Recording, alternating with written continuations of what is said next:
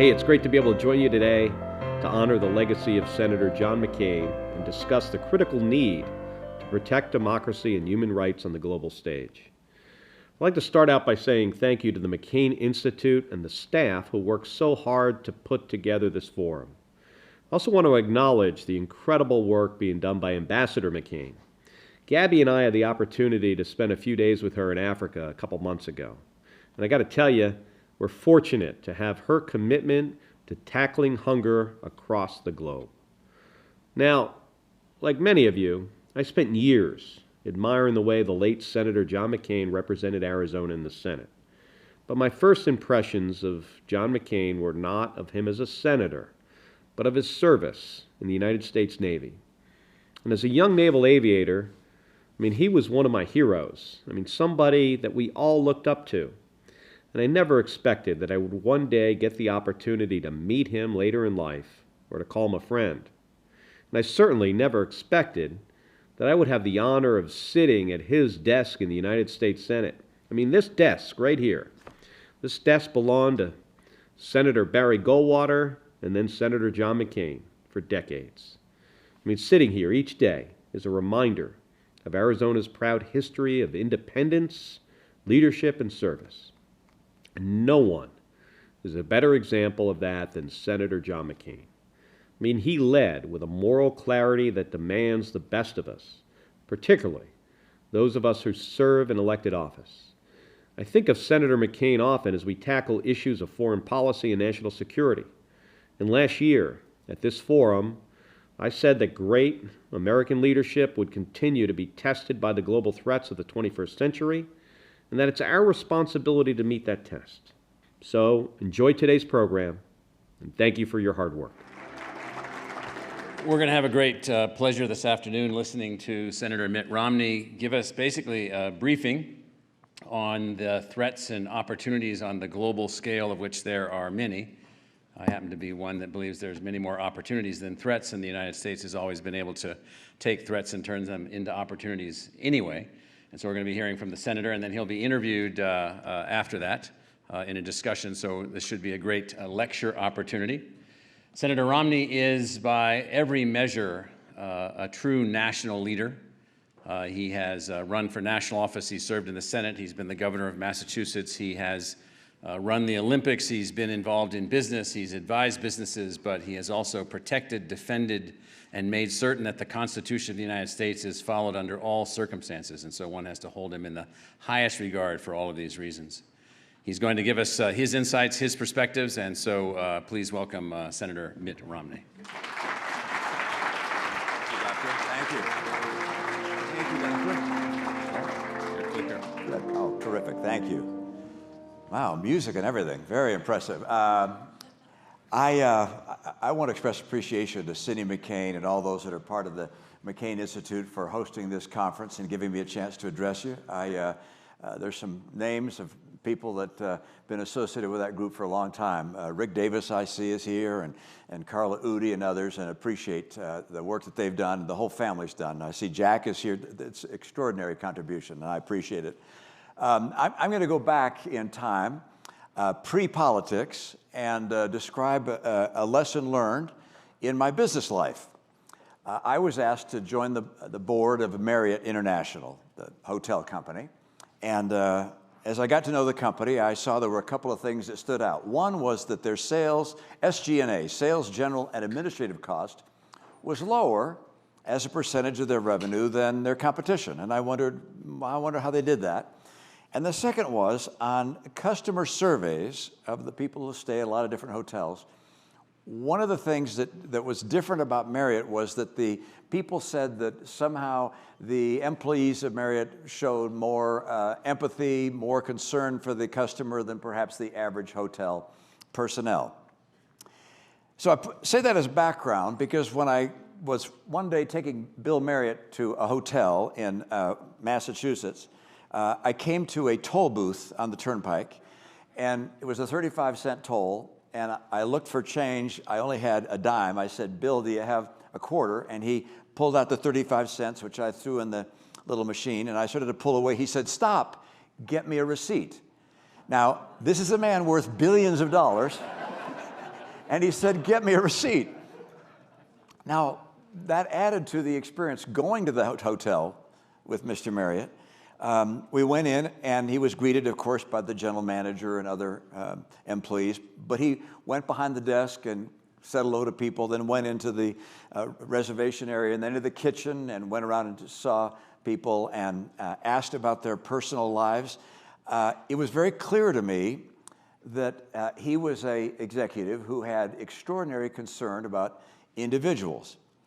Now, I say that because one of the life lessons that I've had in my business life and political life is to see the extraordinary impact a leader can have on other people. I mean, Marriott has 170,000 employees, and yet somehow the example of one person at the top has made them perhaps a little more financially careful and showing even more empathy and concern about others. It's an extraordinary thing, the impact of a leader and an organization. Now, I'm going to come back to that because I want to begin with something which is unusual about our time. For the last 50, 75 years, we've lived in a very beneficent time. Everything was going America's way. We've had some challenges here and there, and now and then there was a black swan that landed. But I've never seen a circumstance like we have now. Next slide, please.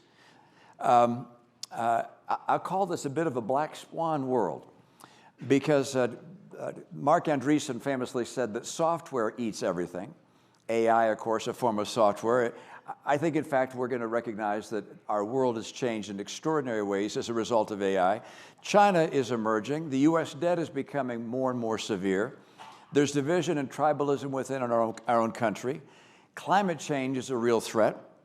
Russia invades a neighbor in Europe, unthinkable, and continues to threaten other places in the world. And then, of course, our own banking system has its own threats. I mean, the number of black swans, if you will, flying around right now is more than I can recall at any time during my lifetime.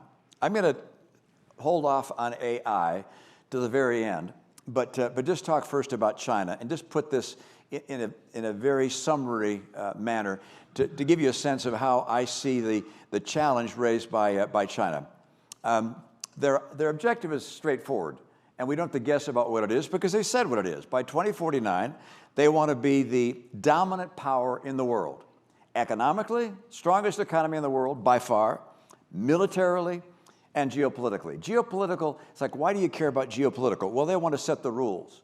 They want to determine which nations rise, which fall, who will have the capacity to set the standards of various products and so forth around the world. So all three they expect to dominate by 2049, and they're on a pretty good track to do so.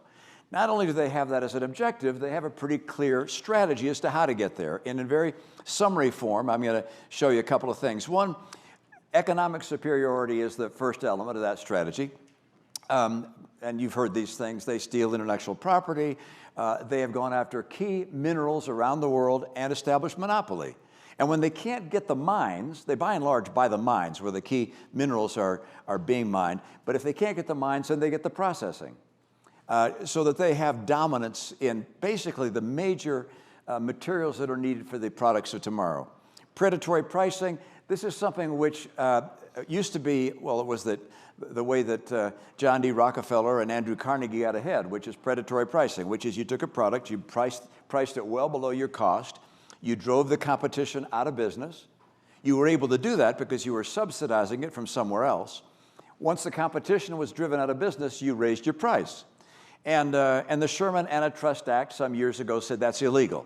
And basically every country we trade with, except China, follows the same kind of practice. China doesn't have any rules against predatory pricing as they send products around the world. And as a result, they're willing to subsidize a product, put its price well below their cost, drive the Western companies out of business, and then raise the prices so they can generate extraordinary returns. That's how monopoly works. Obviously, whoops, I didn't actually press that ahead yet. Yeah, STEM graduates, as you know, they graduate many times the number of STEM individuals that we do. They're Belt and Road. The Belt and Road, I think we initially sort of saw Belt and Road as a way for them to get into the good graces of various countries around the world. But if you look more carefully, Belt and Road tends to take rail lines to places where they own the mine. And the ports they have are ports where their railroad can bring the raw materials to the port, and then they can bring it to China. So it's not only does it ingrain their relationship with other countries, but it provides, again, a source of raw materials to the China economy. And finally, they make substantial investments in emerging technologies. It's worked pretty well. This shows, obviously, the major economies. It excludes us, but the little red bar is China. 2018, you can see their GDP relative to the other nations. Germany, the UK, France, Italy, and Canada has swamped them. Today, they're not far behind us in terms of GDP, but if you calculate GDP based on purchase power parity, they're already ahead of us. Let's turn to the next slide. Military. I mentioned already their ports and their rail lines in order to bring materials in. They also establish ports around the world to provide themselves the kind of naval superiority they want in shipping choke points. Their weapons tend to be targeted on us, the types of subs they have, their space technology, the tanker. I mentioned tankers there. If we were to send fighters into a combat in that part of the world, they obviously can't get across the ocean without getting refueled. So they don't worry so much about shooting our F-35s in the air. They worry about shooting our tankers because they're slow and big and unarmed. And so they devise their technologies to go after the equipment that we have. Their ICBMs and hypersonics you're familiar with. Continuing, next slide. This is a chart of their Navy versus ours. Not all ships are the same, obviously, and our aircraft carriers are of a very different capacity than theirs. But you can see that they've already surpassed us in a number of ships and intend to continue to do that in a more aggressive way. Their comprehensive strategy includes global pacification, and that is they've established, as you know, Confucius Institutes around the world in our colleges and universities, designed obviously to spy on their own Chinese nationals going to school here and in other places around the world, but also to be able to provide a different point of view than we might have in our respective countries on the role of China. They intend to dominate international bodies. We've done a good job already of doing that. And of course, they make third world investments and loans in order that they might have even more influence on a global basis. Domestic pacification is another element of their strategy, which is perhaps more important than we might otherwise think. And that is, I think Xi Jinping is cognizant of the fact that historically, what has caused China to change leadership is when there's been revolution domestically. And so he's taken that into account. And he's saying, okay, how do I make sure that that doesn't happen here? Well, one is to make sure that religion doesn't get too strong and people don't have divided loyalties. Two is to eliminate minorities, because revolution often comes from minority groups that feel that they're repressed or religions that feel that they're not getting their fair rights. So wiping out the Uyghur population is part of his strategy. And of course, putting in place facial recognition technology and social scoring. All these things are designed to make sure that he can keep control of his population and not worry about that becoming a threat to their successful strategy. Next slide, please. Part of his strategy is assessing that we're in decline.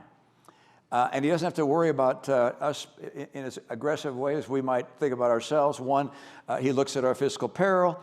He sees division among our public as well as our governmental individuals.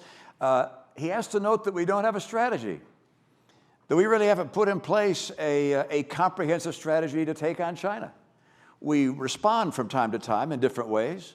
Different presidents come along with different ideas, but a comprehensive strategy like we had in dealing with the Soviet Union after the Second World War, we haven't put that in place. We talk about it, but it just hasn't been done yet. And I'll note that despite those negative things, we do have some extraordinary advantages.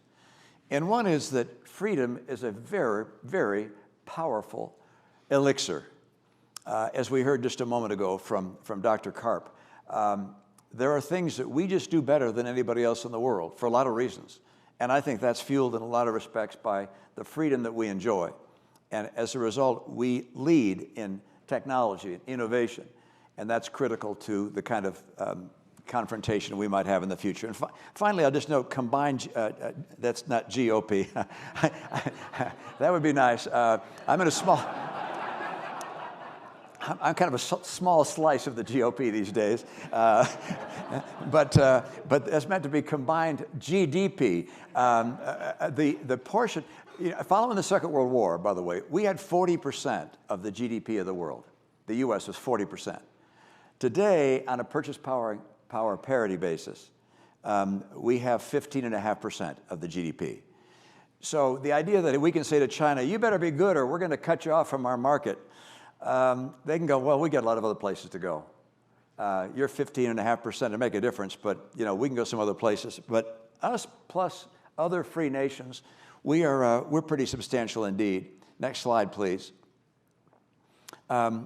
This just goes back to 1990 and looks at the East, if you will, China and other nations, Russia as well, and then the West. And then you get all the way down to the current time, and you'll see China and us, but us plus the EU and Japan and South Korea and the Philippines and so forth, we vastly outweigh China in economic might. And so as we develop finally a strategy to deal with China, we'll be most effective if we can ally with our friends and can combine to put in place economic provisions, trade provisions, military provisions that are coordinated such that we're able to influence China, not to get ready to fight them and confront them, but to have such influence that we decide to divert them from the course that they're on and have them play by the rules that the rest of the world plays by. Next slide, please. I hope that we're able to finally, as a nation, develop and implement a comprehensive China strategy, to do it with our friends and allies, in particular to set the global trade rules and penalties, to retain our military lead, to engage with the developing world, which is one element of our strategy that I think we have been ignoring too long. And of course, I think we have an urgent need to repair our own weaknesses and vulnerabilities. Next slide, please. Our own challenge, this is now a different topic, internally. I think we as a party, the Republican Party, may have made a mistake for the last 25 years talking about the debt, the deficit.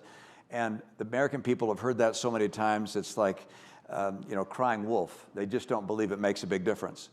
But now with $31 trillion in debt and with interest payments this coming year of roughly $750 billion interest on the debt, that's about as much as we spend on national defense.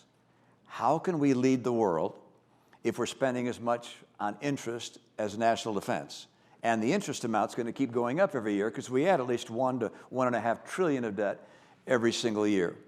And the spending, of course, because we spend far more than we take in, that's what adds to the debt. And right now, as you know, there's an effort to try and rein that in some ways. But I would note that where the problem lies. Let me turn to the next slide. This is the simplest slide you've ever seen before, divided into just two simple parts of a pie, which is mandatory spending and discretionary. Discretionary is all we vote on. Congress every year votes on this, discretionary spending. This we don't vote on. It's all automatic. 2/3 of spending we don't get to vote on. Social Security, Medicare, Medicaid, and there are others. If you meet certain qualifications, you get the money, you get the check from the government. We don't vote whether you're going to get it. We don't vote how much is going to go out in Social Security. It's all automatic. We vote on this portion down here, defense, for instance. By the way, of the discretionary portion, about half is defense. That's the part we vote on. And we get very animated, as we should, about how much we're spending here and how much we need to cut back and where we can find economies on the areas that we're voting on. But this is an area we never talk about. And as a matter of fact, the two leading contenders to become president in 2024, Donald Trump and Joe Biden, have both said, we're not touching entitlements. It's like, well, that's where all the money is. And that's the part of the spending that's growing faster than the economy. This part is not growing faster than the economy. This is the problem. Yeah, we've got to be careful to hold on spending here, but we've really got to, at some point, do something to address this. And by the way, you heard from Bill Cassidy earlier. He and Angus King have had some very interesting ideas about ways to deal with some of these things. Not changing these programs for current retirees, but making sure they survive for people that are going to be retiring in the future. Please turn to the next slide.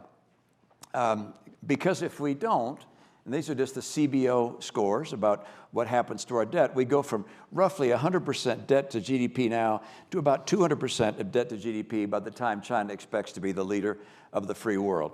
Next slide, please. The division within our country. I don't want to blame this on the media. I don't think the media deserves that, but the fact that we have a new media world where instead of having 3 networks giving us all the same facts, we have multiple sources of information, cable networks. By the way, is cable going to be around in 10 years? I don't know whether we're just going to get all of our news off our phones. My kids don't watch cable. I got 5 sons. They're in 40s and 50s. They don't watch the news, cable or broadcast. They don't get newspapers. None of them subscribe to a single newspaper or magazine. I mean, and they get their news off their phone. How atomized and disparate will that be? And as you know, it's curated to generate anger because that's what people like to look at, and we find ourselves more and more angry. Of course, it leads to denial of truth. It affirms prejudices that we already have. We tend to reject expertise and leaders and institutions. It's more than division, really. It's fragmentation of our society. We've also seen a dramatic decline of religion, which is a place where people had connections with others of different socioeconomic groups and different points of view. Political extremism is the norm, not the exception. And I mean, I won't go on at this great length, but our 2 parties, I heard Jonah Goldberg the other day, he said both parties are working very hard to become the minority party. I mean, they don't want the majority of Americans, they want the smaller and smaller slice, and that's who they're appealing to. Next slide, please. I won't belabor this, but these are the congressional districts. If you go back to 1997, most of them were swing districts. That meant they went back and forth between Republicans and Democrats. No one party won by more than 5 percentage points. As you can see, that number of swing districts keeps getting smaller and smaller. Next slide, please. Climate change, another issue. This is, by the way, one of my pet peeves. I'll try and keep from getting too animated here, but it's a global problem. And it infuriates me when I watch my colleagues, particularly across the aisle, that come up with solutions that'll make a difference here and that will cause emissions to come down here, but don't recognize that if you do something here, which just moves the production of that emitting technology to another country, that you haven't solved anything. I mean, we have China has 3,000 coal plants. We have 479. We spend all this time closing down these coal plants with great fanfare. China has 500 that they've already approved to build. It's like, guys, if we're going to deal with the emissions from coal, we've got to work on a global basis and not just think about closing coal plants that provide coal power to California. It makes not a hill of beans worth of difference. As a matter of fact, if miraculously you shut down all the cars in America, no cars at all, not just electric, no cars, emissions in the world just keep on going up because China and India and Brazil and Indonesia, they're developing. They're going to buy more things, and so we have to have global solutions, and we don't have the wherewithal now to provide that incentive and that technology. Although what you heard Shell, the White House, and Bill Cassidy talk about this morning would be one way to incentivize change in global behavior. We, of course, mandate electric cars, but we can't permit to actually mine the materials that are necessary to have electric cars. And just to put that in context, someone from the White House who would probably not want me to tell you his name because he'd get in trouble, he said, we're going to go from a world where OPEC has been calling the shots, and OPEC, of course, consists of many countries, to instead having a single OPEC, China, because China has all the raw materials that go into manufacture batteries and solar panels. China is going to become the OPEC of our future. We're obviously shutting carbon power plants without reliable power alternatives. Look, we have people that champion low emissions, but then they ignore the fact that nuclear is really the best answer to have reliable power as we shut down some of our more high-emitting entities. And I'm afraid that we're not willing to put a price on carbon. I think we should. And a border tax, as it was described earlier, is, in my view, the place to go. I think I got one more slide. This one is the one that you just heard Alex Karp talk about at lunch, which I think is the biggest challenge, the biggest, darkest black swan that's in the air, which is AI. And I wish I could tell you how this is going to roll out. I just don't know. I don't know how far ahead we are from China and Russia and the others that are going to get into it. But I can tell you the people who carry out ransomware are going to use it to attack us and to attack our financial systems. Disinformation will potentially spread dramatically. Non-state disruptors are going to have access to this technology. Obviously, all of our personal information will be vulnerable. Economic disruption potential is enormous. And people say, well, it needs to be regulated. Well, how in the heck do you regulate it? I mean, you're looking at a bunch of 70-year-olds in the Senate. We're going to figure out how to regulate it? I can barely use my phone. I mean, so I just we're not going to be able to regulate it, and we're not going to regulate China and Russia and Iran and all the people who are going to be pursuing AI. So this is an extraordinary challenge. My hope is that we're able to work with some of the USAI innovators to say, look, we want you to first of all develop products that protect us from AI, that protect our financial systems, that protect our personal information, where AI is able to see the attacks and prevent them. Let's make a real effort to do that. And of course, the military applications and the need to lead in the military front with AI was described, I think, so well at lunch today. Well, with that, I'm going to almost stop, other than to say this. What is the answer to all this, with all these black swans? The answer is going back to that little story I told you about Bill Marriott. In my view, the answer is leadership, personal leadership on the part of extraordinary people in our homes, in our churches, in our schools, in our business enterprises, and with our president. The great nations in history that have gotten in trouble have been saved by an extraordinary person that stepped forward and was a leader that brought people together. Lincoln, following the Civil War, Churchill, the great emperors of Rome, the three great emperors that turned it around when they got in trouble. I mean, that is what America needs, and I would encourage each of you in your respective enterprises to show that kind of leadership and empathy, and hopefully in the people we elect, we can accomplish the same objective. With that, Damon, you're here, coming up here. Damon is going to, thank you.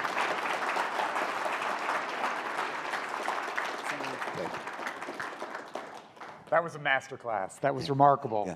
As you talk about the quality of leadership, I think we've just seen from a senator who can offer sobering analysis, but a masterclass on problems facing the world and our country. As the president of the National Endowment for Democracy, I'd be remiss if I didn't thank you for your leadership serving on the board of the International Republican Institute, one of the NED's core institutes.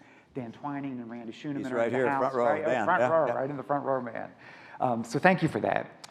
I'm going to come back to why you're on the IR board, why you're such a great leader. Freedom is an elixir, you said at the opening. We'll come back to that. But I want to start with the challenge that you laid out on China. And you made the case that China has a comprehensive strategy, one of hegemony, one of pacification at home and abroad. And you've really pushed and called for the United States to have a comprehensive strategy in response. And in some respects, we can argue that we've seen a surprising degree of continuity between the Trump and Biden administrations in recognizing the challenge of China. But you have criticized cabinet secretaries and others who've come forward saying we need more than principles. So are we now mobilized? Do you think we're on the track towards developing a comprehensive strategy to meet this response? What I can tell you is that a year ago, Chairman Menendez, Democrat of the Foreign Relations Committee, and I passed legislation, got it passed, that called for the development of a comprehensive China strategy, complete with an outside board of advisors. I can tell you that so far as I know, nothing has happened on that front, despite it being passed as a law and required to be promulgated and provided to in a classified setting.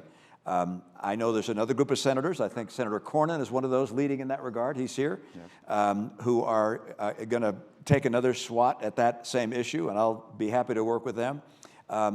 We really have to do more than lay out speeches of principles. We have to get down to the nitty-gritty. What are we going to do? So, I mean, the things that come to my mind, I'd, for instance, say that if China engages in predatory pricing on a product, that all the nations that come in this agreement are going to say, we're going to put a tariff on your products, all right? If you do that, or likewise, if you monopolize a certain entity, we're going to put a substantial tariff on anything that comes with that particular product with it. We're going to lay these rules out. And my guess is, as they understand the rules, and if we agree to them to get on a collective basis, that China will say, okay, we're not going to monopolize that. We're only going to get a certain percent. But we have to lay those rules out as opposed to just talk about the fact that they don't play fair. I mean, 20 years ago, China had 3% of the steel market, world steel market. Now it has 54% of the world steel market. That doesn't happen because they know how to make steel better than anybody else. That happens because of predatory pricing.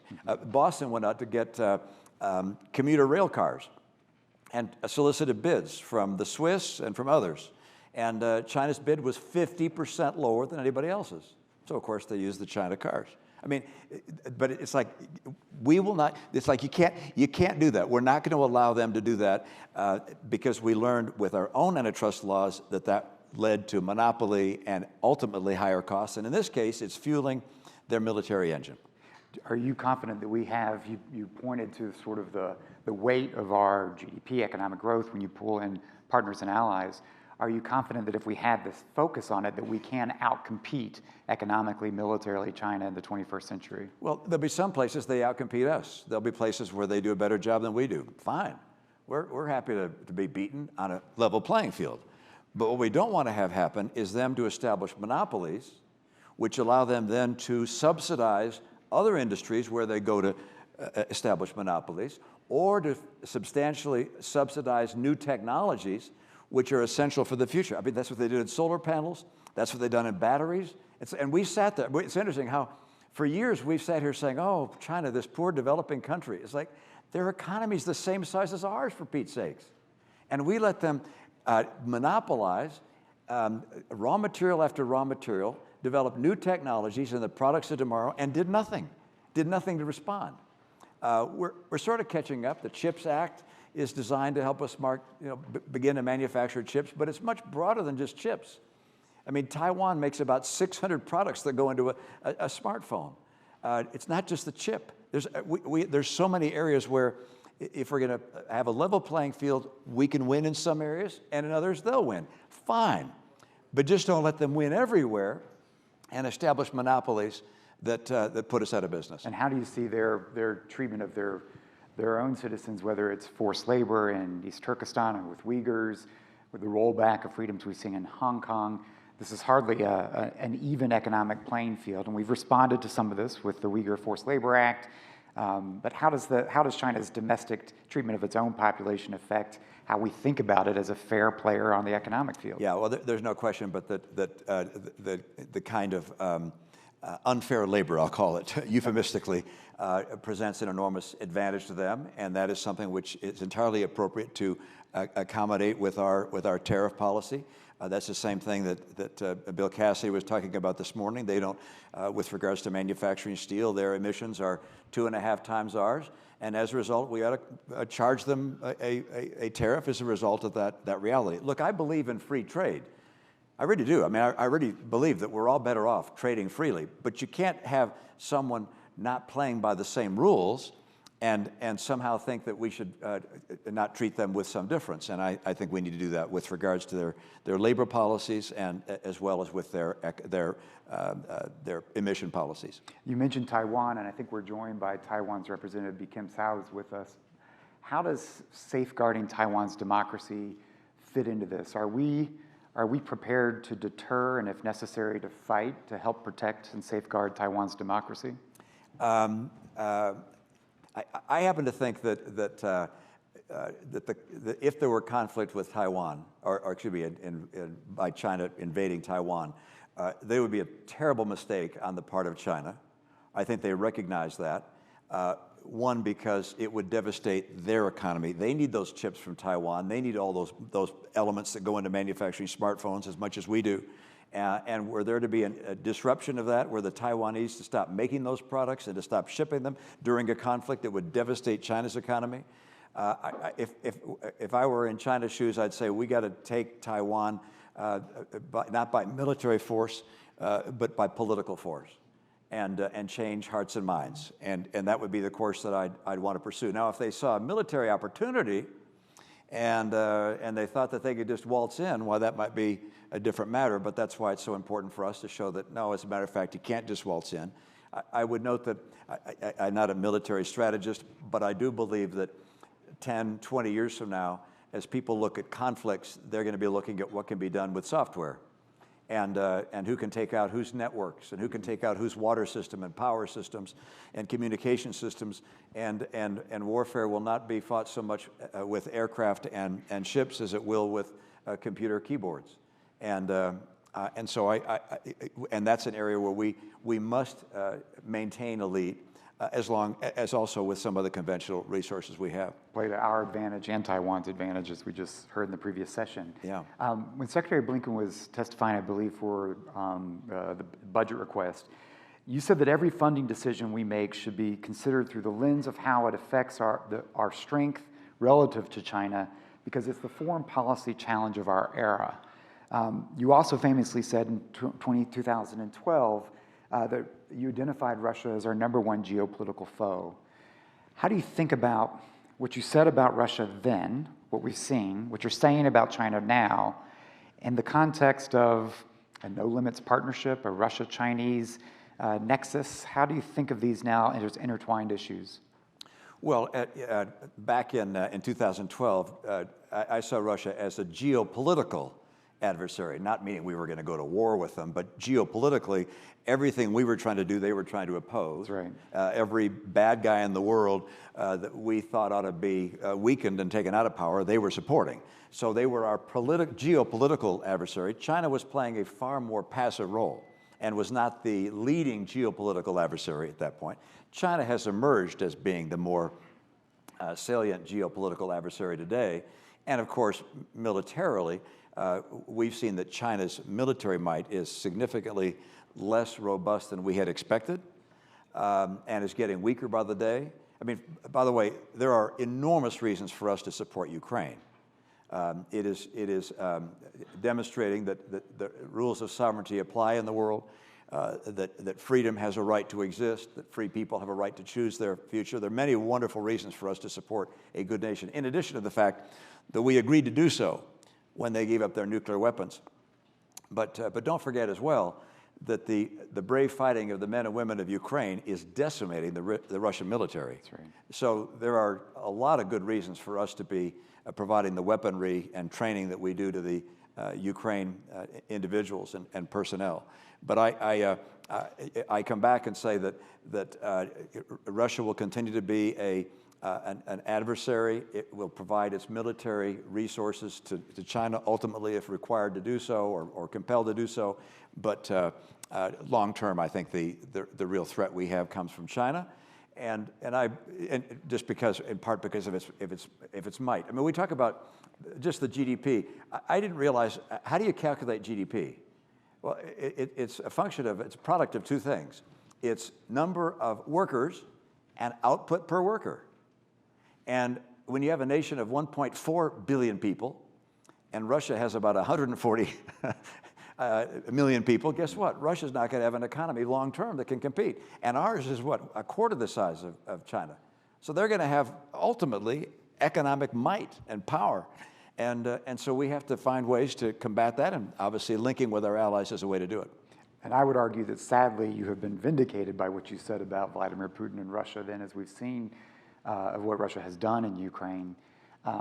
You have been outspoken in support of Ukraine and in support of continued congressional support. If you haven't seen it, the senator recorded a terrific video making the case argument that supporting Ukraine is not just the right thing, it's an imperative for U.S. national security. As we are all watching and counting on a counteroffensive on the part of the Ukrainians to change the equation, do you think we've done enough? Have we moved fast enough? You know, we got generals in the room and admirals. They could answer that question better than I. You know, I go in classified settings and listen to the presentations made, and we get explanations as to why we're providing the weapons we are and why in certain cases we're not. And people that are far more experienced in this realm than I am make a case as to we're providing the right weapons at the right time. There's no question but that if our military-industrial capabilities were substantially greater, the Ukrainians would be in a far stronger position. Yeah. If we could provide more rockets, more surface-to-air missiles, more arms more quickly, that would make a huge difference. I don't know what impact F-16s would have. I really don't know, but I know Patriot missiles, they make a big difference. Mm-hmm. And so I hear arguments back and forth. Some of my colleagues in the Senate say we should give them those F-16s. Why are we waiting? And then others come back and say it'll take them a year to learn how to use them effectively, and it's not going to make a difference. I don't know. I wish I could resolve that. I can't. I mean, I'm happy to criticize the Biden administration at every occasion, but on this particular one, I just don't know enough to be able to make that call. I do believe that we should provide as much weaponry as we possibly can on an accelerated basis to help the Ukrainians ultimately remove Russia from Ukraine. A free Ukraine is in our interest, it's in the world's interest, and for Pete's sakes, it's in the interest of humankind. That's right.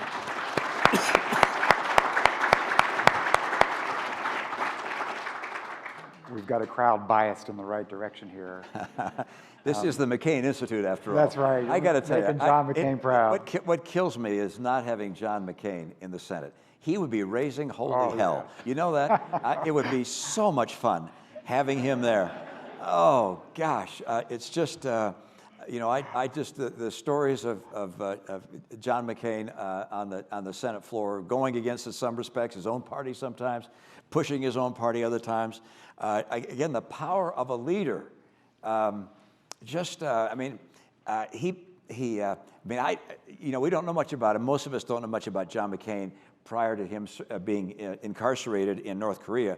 But the decisions, North Vietnam, the decisions he made about that incarceration established him as an extraordinary leader. And so people have looked to him over the many years after that terrible incarceration, in part because he demonstrated who he was. And each of us has the occasion, not in as grand way as he did, but to be a leader and to make a difference. That's absolutely right. That's one of the awesome programs the McCain Institute's running. Evelyn's always cheerleading. We've got a lot of the McCain leaders that are carrying that torch here with us.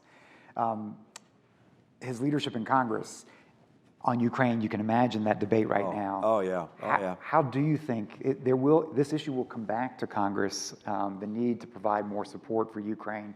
We heard Speaker McCarthy speak out in support of Ukraine while he was in Israel.